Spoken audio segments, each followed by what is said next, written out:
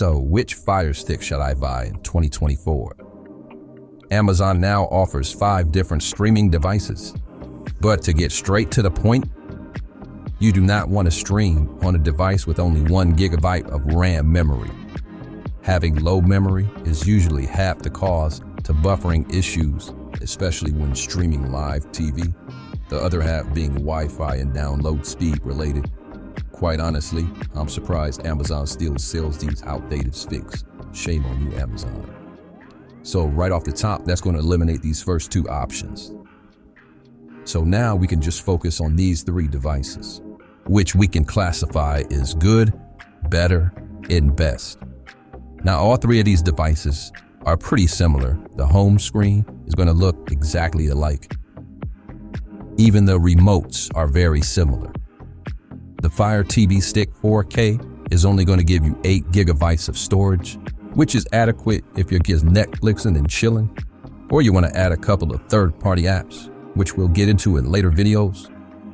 But we're going to set this device to the side and focus on these 2 devices, which are our better and best options. So these 2 devices are going to give you twice the memory as the stick. The 4K Max and the Cube will give you 16 gigabytes of storage, which is going to be the storage you need, especially if you want to stream live TV.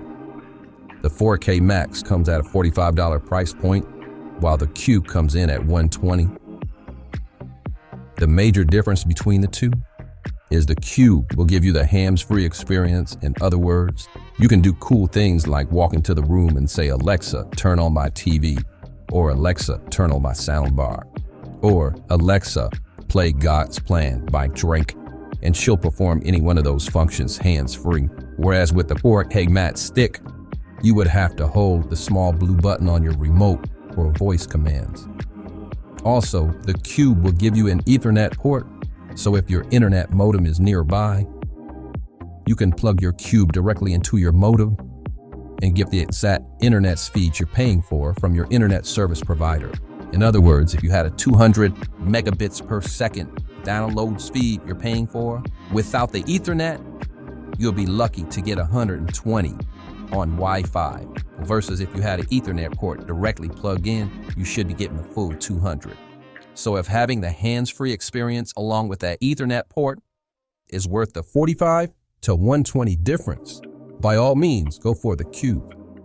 If either is not that important to you, the Fire TV Stick 4K Max would be your go-to. And we'll have links to both of these devices in the description of this video. But now let's jump back over here to the Fire TV Stick 4K.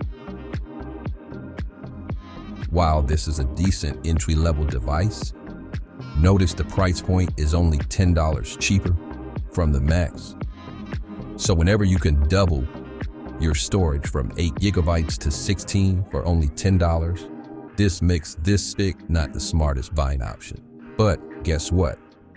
We actually found a cheaper device with only a $20 price point with these same specifications, including the 8 gigabytes of storage and the 2 gigabytes of RAM. Now enters the $20 ON player you can get at any Walmart. As an entry-level box, or what we like to say, best used on your secondary TVs, whether it be the kids' room, home gym, den, the TVs that you might use daily, but only a few hours. Unlike the Firestick Max and Cube, which you'll have in your family's common space areas, the $20 ON player is going to be a no-brainer if you have several TVs throughout your home and you don't want to spend $45 on all your TVs. So in summary, coming in at number 3, the $20 ON player from Walmart. So again, we recommend this only for your secondary TVs like your bedrooms and such, where you only need to install maybe 1 or 2 third-party apps, like our favorite live TV app called F+, or let's say the Smart YouTube app, which allows you to stream YouTube with 0 ads. And we'll show you how to download these third-party apps and more in upcoming videos. So make sure you like and subscribe to the channel and hit the notification bell if you wish to be notified when we drop new videos. Next up at number 2 is the best Fire Stick on Amazon, the the $45 Fire TV Stick 4K Max. This is adequate for those main TVs in your home that the family shares. This is going to step up your storage to 16 gigabytes, so you'll have no worries when you sideload a handful of third-party apps onto this stick. Having both the 16 gigabytes of ROM or storage plus the 2 gigabytes of RAM, which is your memory, will position you well from having any buffering issues, which we hate in the world of streaming, and you want to avoid at all costs.